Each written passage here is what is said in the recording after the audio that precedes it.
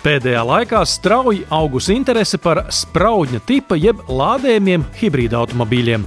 Angliski tos sauc par plug-in hybrid jeb PHEV. Autobasa Dona piedāvājumā tādu ir pat vairāki, tāpēc lūksim servisa tehniskajam speciālistam izskaidrot kombinētās spēka iekārtas īpatnības. Pašā sākumā noskaidrosim, ar ko lādējamais hibrīds atšķiras no parastā. Hibrīds parastais vai HEV arī pazīstams, tad viņam viss tas ir iekšā viņā. Tad noslēgtais cikls, viņš brauc, viņš sev šo akumulātoru lādē, patērē un viss. Tiklīdz mums sākās šis uzlādes hibrīds, tā mums viņš ir jālādē ārēji. Jālādē ārēji kāpēc? Tāpēc, ka baterija ir lielāka, līdz ar to mēs varam vairāk nobraukt arī uz šo elektrību. Pieredze rāda, ka bieži vien lādējumos hibrīdus iegādājas tikai tāpēc, lai ietaupītu uz nodokļiem. CO2 izmeši uz papīra reizēm ir pat 6 reizes zemāki nekā tādam pašam modelim ar degvielas dzinēju vai pat pašuzlādes hibrīdu. Kas var kaitēt lādējumā hibrīda baterijai? Lādējumam hibrīdam varētu nepatikt, ja mēs ilgstoši braucam ar gandrīz tukšu akumulātoru un nedaudz lādējam viņu to, ko mašīna dod ārā. Tas var samazināt šī akumulātora tomēr kopējo dzīves mūžu. Kāds ir optimālais lādējumā hibrīda gaitas baterijas darba režīms?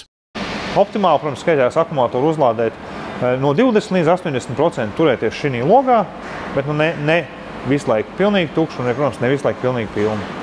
Lādējumā hibrīda baterija var būt pat 10 reizes ietilpīgāka nekā pašuzlādes hibrīdā.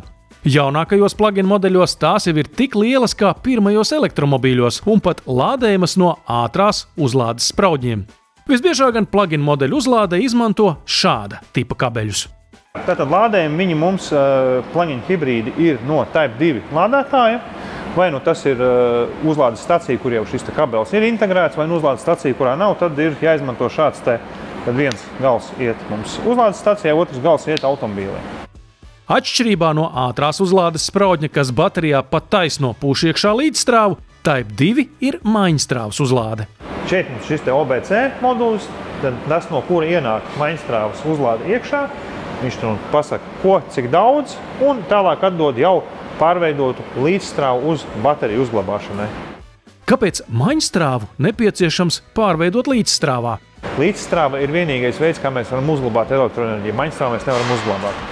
Visas akumulātoru baterijas, kas ir automobīlī, vienalga, vai tas ir 12 volti, vai tas ir 400 vai 800 volti vai 48 volti, visos viņos enerģija uzglabājās līdzstrāvā. Veselīgākais un ātrākais plug-in hibrīdu uzlādes veids būtu wallbox, jeb lielijaudas maiņstrāvas uzlāde. Ar cik jaudīgu wallbox tad vēlams lādēt plug-in hibrīdu? Tas mums ir atkarīgs no šīs OBC vai onboard charger, vai arī kā ICCU, Internal Charging Control Unit.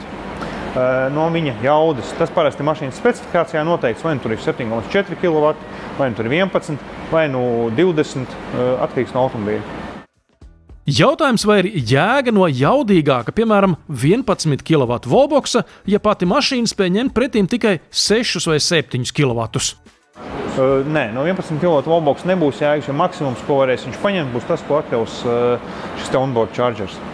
Kā rīkoties, ja uzlādes kabelis pazudis vai pat nozagts? Ja tas ir noticis un jūs iegādājaties citu vādu, tad ir jāzina automašīnas parametri, kas ir iekšā maksimālais šeit uzlādes spriegumi viņai. Konkrēti šis OBC, ja mēs izvēlamies pareizo kabeli. Un, protams, vislabāk ir iegādāties viņu oriģināli. Lādējamais hibrīds ir elektromobīls tikai pa pusē. Varbūt vienkāršāk to lādēt no sadzīves elektrotīkla. Tad ir šāds vienfāzes lādētājs, kas nāk līdz automobīlim. Protams, atkarībā no komplektācijas ir kam nāk, ir kam var dabūt uzreiz šo adapteri priekš lādēšanas stacijas. Šis ir, kā jau teicu, vienfāzes lādētājs, viņš arī klasificējas vairāk kā avārijas uzlādes ierīce. Jo, kā teiksim, regulārai lādēšanai viņš īsti nav paredzēts. Viņš vairāk situācijām, ka mums nav nekur tūmā pieejams uzlādes stacija un tomēr vajag uzlādēt viņu. Kas jāņem vērā, lādējot plug-in hibrīdu no sadzīves elektrotīkla? Mums jābūt pirmkārt sazemētai rozetē, otrkārt mājas tīklam ir zinām ierobežojumi. Saimniecības tīkla vai mājas tīkla ne visi mums spēj dot liels ampērs ārā. Lai mēs šo tīklu nebojātu vai nenostrādātu drošinātāji, mēs šo lādētāju varam pieregulēt pēc tā, ko viņš maksimāli ļaus dot cauri tieši ampēru ziņā. Tā, protams, būs ilgāk, toties drošāk. Labs jautājums, vai vienfāzes uzlādes kabeļi plug-in hibrīdiem un elektromobīļiem ir vienādi? Ņemot vērā, teiksim, Hyundai konkrēto ražotāju, viņš būs identisks tāds pats, kā nāk līdzi elektroautomobīlim, kā piemēram Ioniq 5 vai Ioniq 6. Vai plug-in hibrīda gaitas baterija arī ir remontējama? Baterijas, kas ir mazāk izmēra, viņas paredz mainīt kopumā, bet Hyundai gadījumā viņas iespējams arī remontēt un mainīt individuālos moduļus viņās iekšā. Kādas ir plug-in hibrīdu tehniskās apkopas īpatnības? Šeit, kā jebkuram iekšzemes dzinējam, mums ir eļļas maiņa pēc noteikta intervāla, dzinējgaisa filtrs un arī pēc noteikta intervāla ir dzesēšanas šķidruma maiņa ne tikai dzinējā, iekšzemes dzinējā, bet arī elektrosistēmā.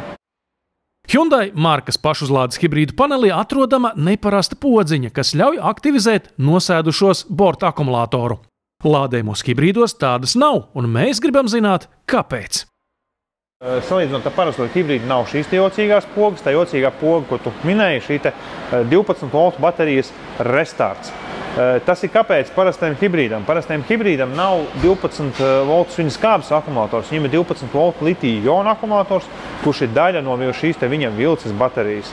Līdz ar to, lai šis akumulators nenosēstos līdz pilnīgām nulēm, jo litija akumulatori, ja nosēžas pilnībā, viņi pa lielam ir izmetami. Lai viņš nenosēstos līdz nulēm, mašīna viņu pašu iemidzina un atslēdz visu elektropatēriņu. Mēs atnākam pie šāda automobīļa, domājam, ka viņš ir nomiris, mēs viņu atslēdzam, mēs nospiežam šo te pogu, un mums mašīnai parādās dzīvība, mēs varam iedarbināt dzinēju un nodrošināt normālu uzlādi un pārvietoties uz šo te mašīnu.